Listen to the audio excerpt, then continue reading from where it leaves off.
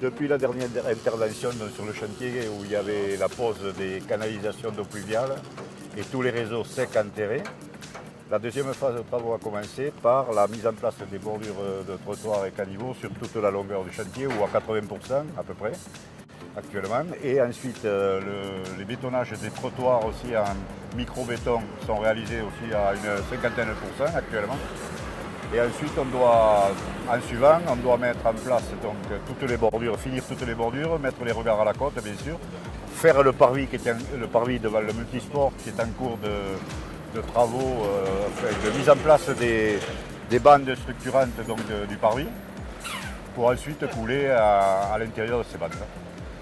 Et ensuite, donc, on va déplacer la semaine prochaine, je pense, les pylônes qui sont à ma droite, là, les deux pylônes EDF, pour ne plus avoir aucun câble apparent sur cette partie de terrain. Donc en suivant après, le département devrait au mois de juillet commencer les travaux de la chaussée, les décaissements de chaussée et ensuite réfection totale de la couche de roulement et de fondation de la chaussée. Donc nous sommes une entreprise basée à Mirepoix, donc non loin de la commune de Lavelanet. Nous intervenons sur le chantier de la requalification du boulevard Alsace-Lorraine à Lavelanet depuis le mois de janvier. La fin des travaux est prévue pour le mois de septembre. C'est une très grosse opération. Pour l'entreprise Rescanière, c'est un plaisir et un honneur de pouvoir travailler sur de gros projets non loin de notre implantation. En plus de ça, donc, nous avons le marché qui concerne la requalification des trottoirs pour le compte de la commune.